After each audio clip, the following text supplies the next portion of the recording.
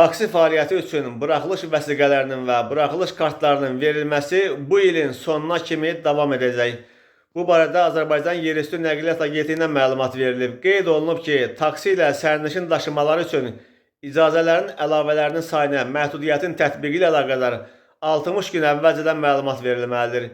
Qeyd ediləni, eləcə də icazələrin verilməsinə kvotanın tətbiq edilməsi haqqında qərarın 1 noyabr tarixindən qüvvəyə minməsini nəzərə alaraq taksi fəaliyyəti üçün buraxılış vəsiqələrinin və buraxılış kartlarının verilməsi 2025-ci il 31 dekabr tarixinə kimi davam edəcək.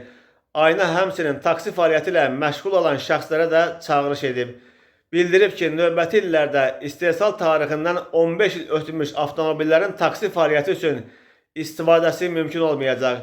Bunu nəzərə alaraq köhnə nəqliyyat vasitələrinin, xüsusən də istehsal tarixi 2011-ci il olan avtomobillərin verilmiş müddət ərzində yenilənməsi tövsiyə olunur.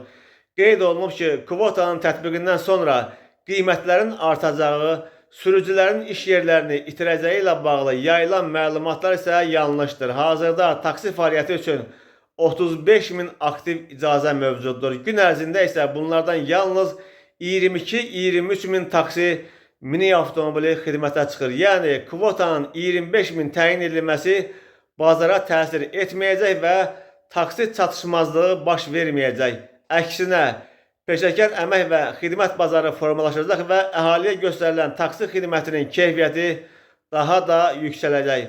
Kvotanın tətbiqindən sonra sürücülərin iş yerlərini itirəcəyi ilə bağlı məsələyə aydınlıq gətirilərək bildirilir ki, limit sürücülərin deyil, nəqliyyat vasitələrinin sayına tətbiq edilir. Yəni, bu addım iş yerlərinin sayına təsir göstərməyəcək. Hazırda taksi daşımalarında sürücülərə kifayət qədər tələbat mövcuddur.